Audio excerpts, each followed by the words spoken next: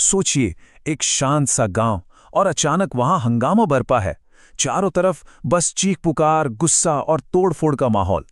और इस हंगामे के बीच एक ही आवाज गूंज रही है। एक गुस्साई भीड़ है जो एक नए नवेले रेस्टोरेंट को मतलब बिल्कुल तबाह कर देना चाहती है। लेकिन सवाल यह है कि आखिर ऐसा हुआ क्या? एक रेस्टोरेंट ने पूरे गांव को आपस में कैसे लड़ा दिया? चलिए आज की कहानी में इसी गुत्थी को सुलझाते हैं। तो ये कहानी शुरू होती है अर्जुन से, एक ऐसा नौजवान जिसके दिल में ना बड़े बड़े सपने थे। अर्जुन शहर से अपने पुश्तैनी गांव वापस आता है और उसका एक ही सपना है, गांव वालों को कुछ नया खिलाना, एक ऐसा मॉडर्न रेस्टोरेंट खोलना जो गांव में पहले किसी ने देखा तक न हो। और गांव में उसका सामना होता है मिट्ठू काका से। अब देखिए, एक तरफ है अर्जुन जो शहर से नए नए तौर तरीके और एकदम नया स्वाद लेकर आया है, और दूसरी तरफ मिट्ठू काका जिनका ढाबा तो सालों से गांव वालों के दिलों पर राज कर रहा है। तो ये कहानी है एक तरह से नई सोच और पुरानी परंपरा की टक्कर की।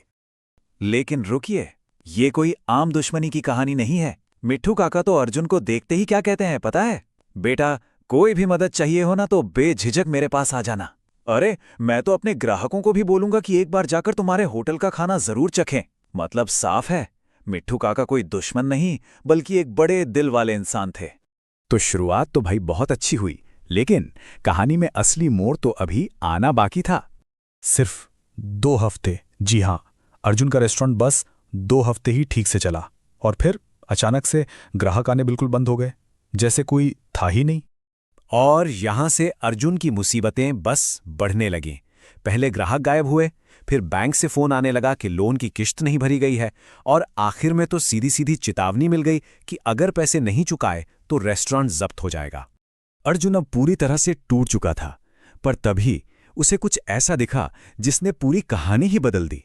हुआ ये कि एक रात परेशान होकर वो मिट्ठू के ढाबे पर पहुंच गया, ये देखने के लिए कि आखिर वहां इतनी भीड़ है क्यों।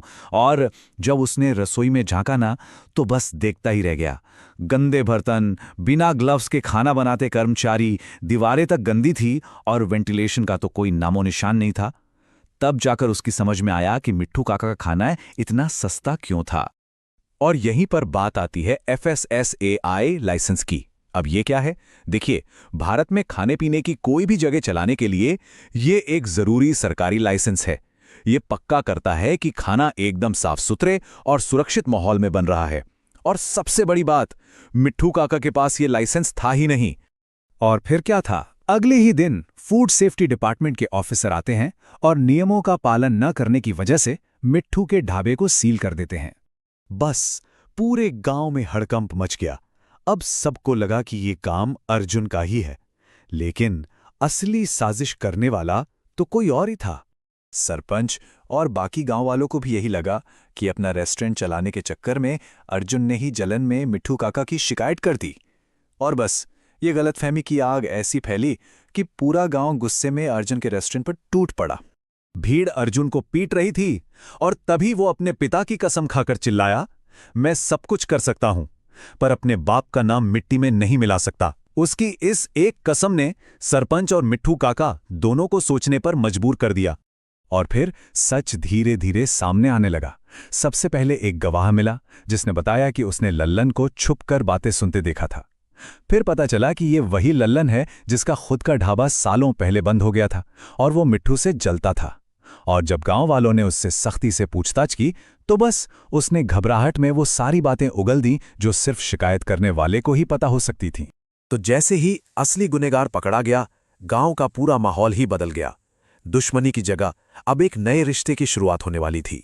तभी सरपंच ने एक बहुत ही समझदारी की बात कही। उन्होंने कहा, देखो अर्जुन, तुम आज के जमाने के नियम कायदे जानते हो और मिट्ठू भाई को पता है कि गांव वालों के दिल का रास्ता पेट से कैसे होकर जाता है। तुम दोनों मिलकर काम क्यों नहीं करते? और सच में ये आइडिया तो कमाल का था। सोचिए, अर्जुन के पास थी मॉडर्न किचन की साफ सफाई, नए नए व्यंजन और बिजनेस चलाने का सलीका, तो वहीं मिट्ठू काका के पास था वो पारंपरिक स्वाद, गांव वालों का अटूट भरोसा और देसी रेसिपीज का खजाना। और बात सिर्फ यहीं खत्म नहीं हुई। मिट्ठू काका ने आगे बढ़कर अर्जुन के टूटे हुए रेस्टोरेंट को ठीक कराने के लिए पैसे देने का भी वादा कर दिया। और बस यहीं से उनकी पार्टनरशिप की एक पक्की नींव रखी गई। ये पूरी कहानी ना गांव की एक बहुत पुरानी कहावत याद दिलाती है। बगल में छोरा और शहर में ढिंडोरा। इसका मतलब है कि मुश्किल का हल तो ठीक आपके पास ही था, पर उसे हर जगह ढूंढा जा रहा था। तो ये कहानी अपने पीछे एक बड़ा सवाल छोड़ जाती है। क्या कोई भी नई चीज, कोई भी इनोवेशन पुरानी परंपरा का सम्मान किए बिना सच में कामयाब हो सकता है? इस पर सोचिएगा जरूर।